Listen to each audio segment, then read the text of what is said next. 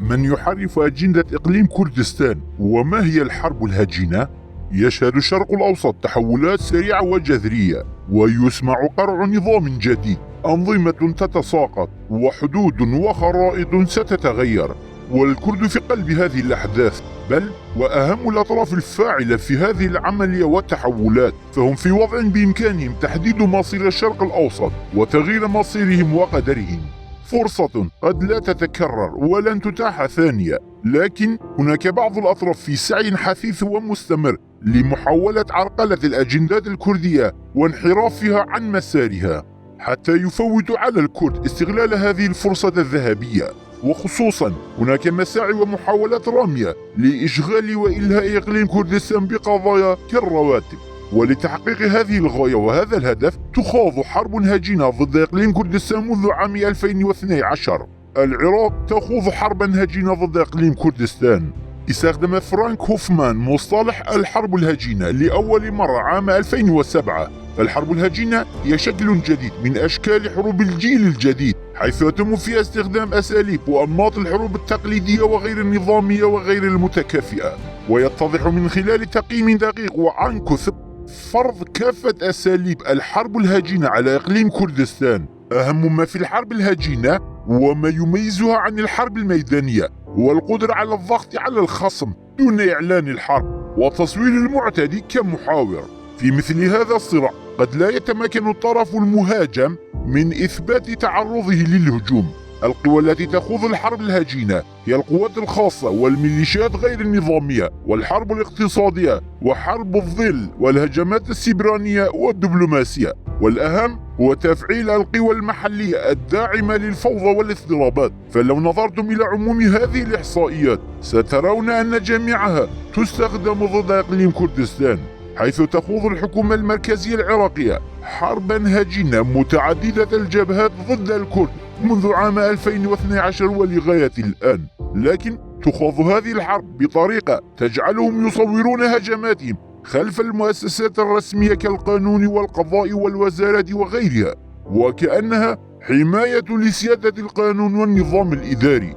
منذ عام 2012 أشعلت قضية الرواتب، تم تجويع الشعب بطريقة متعمدة وشنوا حربا اقتصادية.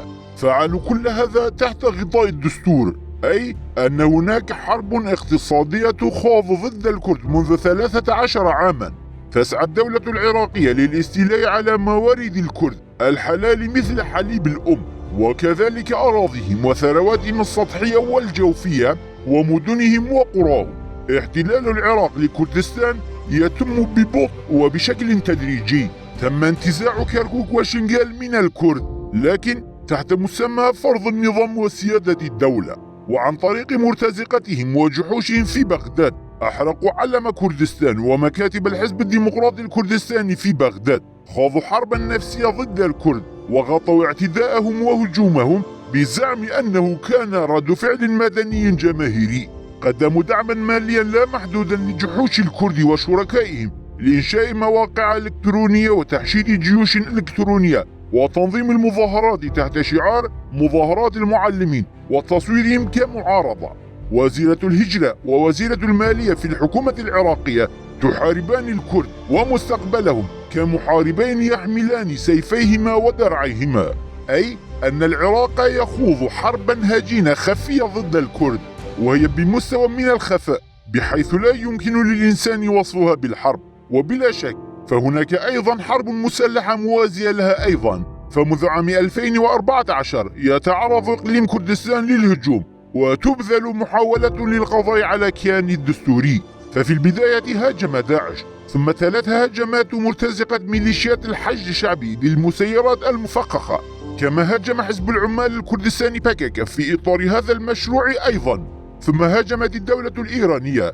أما الدولة التركية فقد هاجمت هي أيضا بذريعة محاربة PKK والقضاء عليه. صمدت العاصمة أربيل وحافظت على كراماتها ومكانتها في ظل هجمات المسيرات والصواريخ، والآن تستمر هجمات المسيرات المفخخة على حقول النفط، تلك التي لم تتمكن الدولة العراقية من إثبات وتحديد مرتكبيها رغم أن الكل يعرفهم، أي أنه لم يتم إسكات صوت السلاح تجاه كردستان خلال السنوات 11 الماضية. والآن ورغم هذه الحرب يقال هناك مشاكل بين أربيل وبغداد، ولكن كان ينبغي على الشعب الكردي ومثقفيهم وصف ممارسات وسلوكيات بغداد بأنها حرب العراق على إقليم كردستان. نعم، مسألة الرواتب تؤثر على حياة الجميع، لكن المشكلة أكبر بكثير من مجرد قطع الرواتب. فدعوة بعض العراقيين العنصريين المعادين المناوئين لكردستان لتسليم الإيرادات إلى العراق هي دعوة للكرد للخضوع والاستسلام. فحكومة كردستان متقدمة بفارق كبير على سلطات بغداد في مجال العدالة والتقدم والازدهار.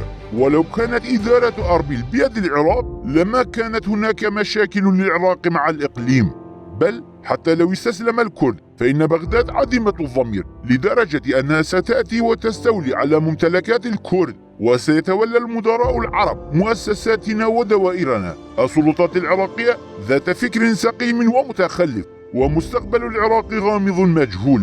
فلماذا يجب أن يستسلم الكرد لهذا النظام المجهول المصير؟ لماذا يجب أن نسلم حقوقنا المشروعة ووارداتنا ومواردنا الحلال لنا كحليب أمهاتنا لفوضى العراق؟ على الكرد أن يعيدوا حساباتهم، وأن يكونوا على أهبة الاستعداد لعملية التغيير التي تعصف بالشرق الأوسط.